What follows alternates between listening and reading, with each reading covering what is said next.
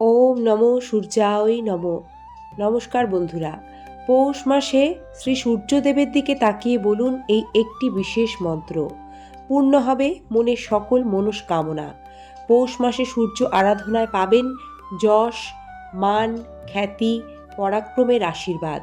ভাস্করের পুজো সম্পর্কে কি বলছে শাস্ত্র? হিন্দু শাস্ত্র ও জ্যোতিষে সূর্যকে অত্যন্ত গুরুত্বপূর্ণ স্থান প্রদান করা হয়েছে। পৌষ মাসে সূর্য পূজার বিশেষ গুরুত্ব রয়েছে। পুরাণ ও শাস্ত্রে পৌষ মাসে কেন সূর্য পুজো করবেন এবং এই পুজো করলে কি কি ফল লাভ করবেন সে সম্পর্কেও সুস্পষ্ট বিবরণ রয়েছে। আসুন আজকের এই পর্বে আপনাদের জানাই পৌষ মাসে সূর্য পূজার বিশেষ নিয়ম ও গুরুত্ব। নমস্কার দর্শক বন্ধুরা, সিংহরায় ডোরবেলের নতুন আরও একটি সনাতনী বার্তার পর্বে সকলকে স্বাগত জানিয়ে আমরা আজকের মূল আলোচনায় প্রবেশ করছি। দর্শক বন্ধুরা, বাংলা 1432 বঙ্গাব্দে পৌষ মাস শুরু হয়েছে 2025 সালের 17 ডিসেম্বর। পৌষ মাস সমাপ্ত অর্থাৎ শেষ হবে ইংরাজি 2026 সালের 14 জানুয়ারি। সুতরাং 14 জানুয়ারি পড়ছে পৌষ সংক্রান্তি বা মকর সংক্রান্তি। হিন্দু শাস্ত্রে 33 কোটি দেবদেবীর উল্লেখ রয়েছে। তাদের মধ্যে সূর্যদেব একমাত্র কিন্তু আমাদের প্রত্যক্ষ দেবতা এবং তিনি সকল প্রাণশক্তির উৎস, সঞ্চালক। জ্যোতিষশাস্ত্রে সূর্যদেবকে আনন্দ, শাসন ক্ষমতা, মান সম্মান, প্রতিষ্ঠার কারক গ্রহ বলে মনে করা হয়। শুধু তাই নয়, রোগ, শোক, হতাশা দূর করার জন্য পৌষ মাসে নির্দিষ্ট সঠিক নিয়মে সূর্যদেবের উপাসনা করা শুভ। সূর্যদেবের প্রিয় যে মন্ত্রগুলি রয়েছে সেগুলিও এই পর্বে আপনাদের লিখিত রূপে আমরা প্রদান করব। পরাক্রম, যশ ও উৎসাহ বৃদ্ধি করতেও পৌষ মাসে সূর্যদেবের উপাসনার গুরুত্ব রয়েছে। আদিত্য পুরাণ অনুযায়ী পৌষ মাসে তামার পাত্রে শুদ্ধ জল, লাল চন্দন, লাল রঙের ফুল দিয়ে সূর্যদেবকে অর্ঘ্য দিতে হয় এবং অর্ঘ্যকালে ওম বিষ্ণবে নমঃ মন্ত্র জপ করা উচিত। জ্যোতিষশাস্ত্র অনুযায়ী সূর্যদেব হলেন মানব শরীরের চোখ ও আত্মার কারক গ্রহ। এছাড়াও পারিবারিক দিক দিয়ে পিতা ও সামাজিক দিক দিয়ে রাজসুখ ও আত্মসম্মানের কারকত্ব রয়েছে সূর্যের কাছে। কোনো ব্যক্তির কোষ্ঠীতে সূর্য শক্তিশালী হলে পিতার সহযোগিতায় সে ব্যক্তির নিশ্চিতরূপে ভাগ্যোদয় হয়। বন্ধুরা, হিন্দু সনাতন ধর্মে সূর্যদেবের 12টি রূপের উল্লেখ করা হয়েছে। এক এক রূপের পূজা এক এক রকম ফল প্রদান করে। বিশেষ করে পৌষ মাসে সূর্য দেবতার পূজা করলে সবচেয়ে ভালো ফল পাওয়া যায়। ঐশ্বর্য, ধর্ম, খ্যাতি, শ্রী, জ্ঞান ও বৈরাগ্যে পূর্ণ সূর্য নারায়ণের রূপকে পরম ব্রহ্মের রূপ বলে মনে করা হয়। এমনটা বিশ্বাস করা হয়, পৌষ মাসে সূর্য দেবতার আরাধনা করলে একজন ব্যক্তি উজ্জ্বল, সাহসী, সুস্থ হয়ে ওঠেন। এছাড়াও তার জীবনে অর্থ, শস্য ইত্যাদির কোনো অভাব থাকে না, কারণ সূর্যদেব হলেন সকল প্রাণ শক্তির উৎস। সূর্যদেবকে পৌষ মাসে অর্ঘ্য নিবেদনের জন্য ভোরবেলা ঘুম থেকে উঠে স্নান সেরে সবসময় পূর্ব দিকে মুখ করে দাঁড়াবেন। তামার পাত্র ব্যবহার করবেন। উভয় হাতে পাত্রটি ধরবেন, হাত উঁচু করে জল সূর্যদেবের দিকে প্রবাহিত করবেন। এটি করার সময় ওম সূর্যায় নমঃ মন্ত্র জপ করবেন। মনে রাখবেন, সূর্যদেবকে অর্ঘ্য নিবেদনের সময় পাত্র থেকে ঝরে পড়া জলের স্রোত যেন আপনার পায়ে না পড়ে।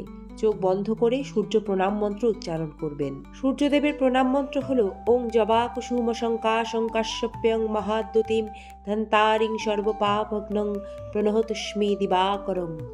এরই পাশাপাশি এই পর্বের সবচেয়ে গুরুত্বপূর্ণ যে আলোচনার দিক সেটি হলো পৌষ মাসে সূর্যদেবকে অর্ঘ্য নিবেদন করে সূর্যদেবের প্রসিদ্ধ 12টি নামের বিশেষ মন্ত্র রয়েছে। সেটি যদি জপ করতে পারেন তা অত্যন্ত ভালো ফল প্রদান করবে। বিশেষ করে এটি ব্যক্তির দ্রুত মনস্কামনা পূর্ণ করতে সহায়তা করে। সেই নামগুলি হলো যথাক্রমে ওম সূর্যায় নমঃ, ওম মিত্রায় নমঃ, ওম রবায় নমঃ, ওম ভানভে নমঃ, ওম খগায় নমঃ, ওম হিরণ্যগর্ভে নমঃ, ওম মারিচয়ে নমঃ, ওম আদিত্যায় নমঃ, ওম সাবিত্রে নমঃ, ওম নমঃ ভাস্করায় নমঃ। যাদের জন্মকুণ্ডলিতে সূর্য দুর্বল অবস্থায় রয়েছে তারা এই সমস্যা থেকে মুক্তি পেতে পৌষ মাসে রবিবার সূর্যদেবের উদ্দেশ্যে ব্রত রাখুন, কারণ পৌষ মাসে রবিবারের বিশেষ তাৎপর্য রয়েছে। এই দিন সারাদিন উপবাস পালন করুন। খাবারে লবণ ব্যবহার করবেন না, কাঁচা আদা খাবেন না। সম্ভব হলে শুধুমাত্র ফলাহার গ্রহণ করুন। পরদিন সকালে স্নান করে ব্রত ভঙ্গ করুন। এই উপবাসে সূর্যদেবকে তিল ভোগ নিবেদন করুন। এই দিন স্নানের সময় গঙ্গা জল মিশিয়ে শ্রী নারায়ণের নাম স্মরণ করে অসহায় ও দুস্থ ব্যক্তিদের মধ্যে গুড়, লাল মুসুর ডাল, তামা, তিল ইত্যাদি দান করুন। দুস্থ অভাবী ব্যক্তিকে লাল রঙের কাপড় দান করুন, শীত বস্ত্রও দান করতে পারেন। এর ফলে সূর্যদেবের কৃপা আপনার উপর বজায় থাকবে এবং জন্মকুণ্ডলিতে সূর্যের দোষ থাকলে তা অনেকাংশে খণ্ডন হবে। আরও একটি বিশেষ চমৎকারী মন্ত্র রয়েছে যা কষ্ট নিবারণ করে।